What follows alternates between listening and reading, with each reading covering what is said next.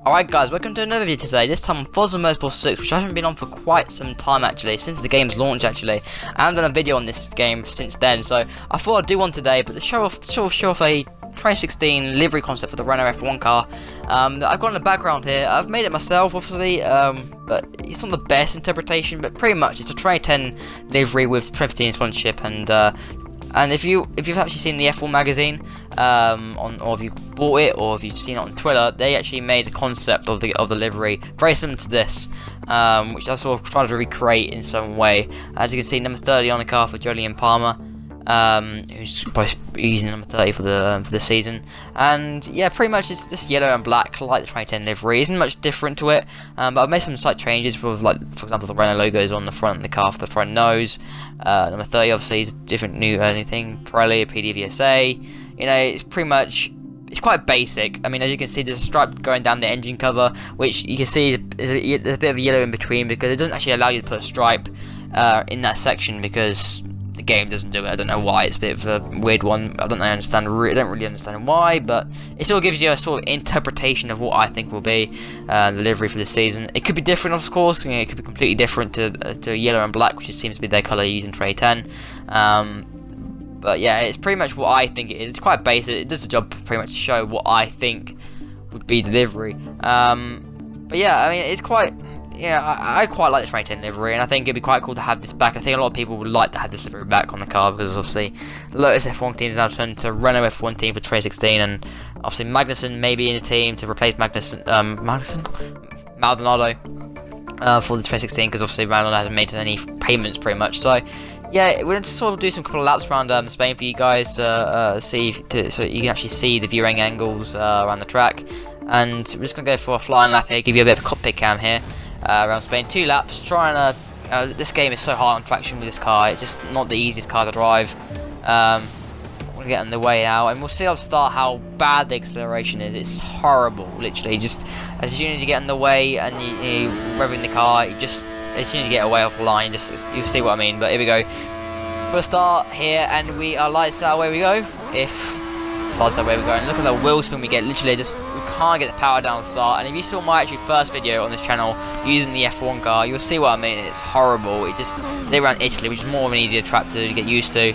Going to the first corner now, got hardly any grip because the front tyres are sort of cold.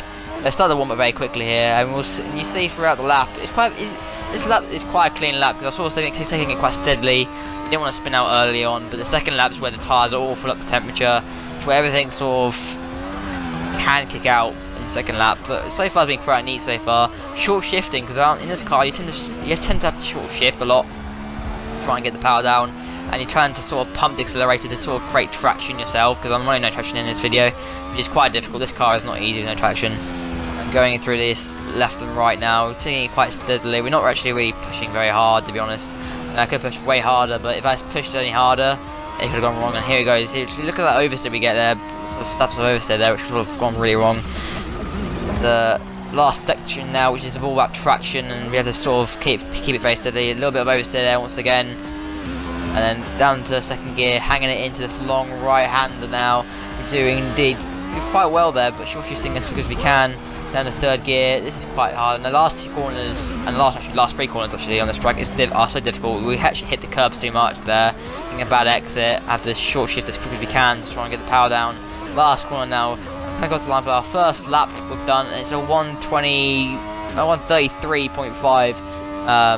So not too bad so far, but going into the second lap now, our tyres are all hit up to temperature now, down to third gear, probably for this corner, if we do a third gear, we hit the curb too much there, and it's fitting out entry into the second corner, and this is a long right-hander, not flat out on this game.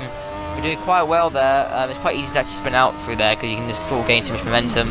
Down the third gear for this corner, literally got to tap the throttle, sort of not too fast, and literally look at the oversteer we get, a massive snap of oversteer there, and now in the second gear for this corner to get the best turn in through here, through, and we get nice exits through there actually as well, so not being too bad in this lap.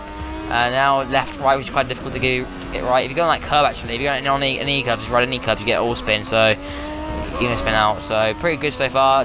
Now we'll keep this corner quiet. Actually, we've got a very bad turn into that corner, so we had to sort of lift off a lot through there, but not too bad so far. We're up on our time, which is obviously usual. Down to second gear now for this corner. last sector, again all about traction like I said in the previous lap, and pretty good so far actually. It's been pretty clean.